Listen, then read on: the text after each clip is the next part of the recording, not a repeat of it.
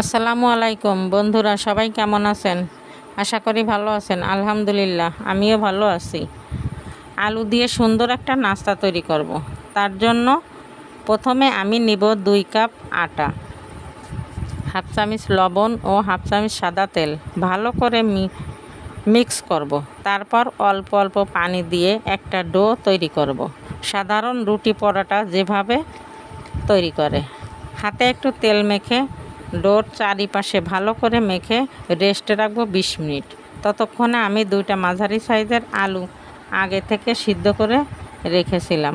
বড় সাইজের একটা পেঁয়াজ কুচি ও 2টা কাঁচামরিচ কুচি হাফ চামচ লবণ দিয়ে ভালোভাবে ম্যাশ করে নিব।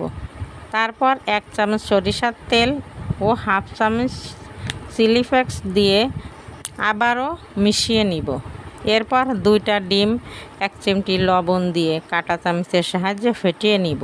ফিরে আসলাম 20 মিনিট পর। দেখেন ডোটা কত সফট হয়েছে।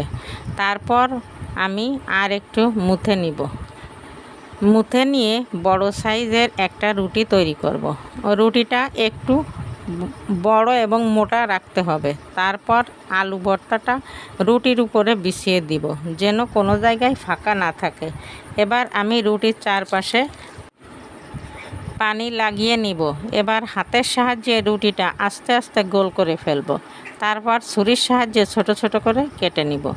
ডিম মিশ্রণ করে রেখেছিলাম, সেই মিশ্রণের মধ্যে দিব। এদিকে আমি প্যানে তেল গরম করে নিয়েছি। কাঁটা চামচের সাহায্যে তেলের মধ্যে অল্প আঁচে হালকা লাল করে ভেজে নিব এবং গরম গরম পরিবেশন করব। বাসায় একবার হলেও ট্রাই করে দেখবেন, কত মজা খেতে। বন্ধুরা, আমার ভিডিও যদি আপনাদের ভালো লেগে থাকে তাহলে অবশ্যই একটা লাইক দিবেন।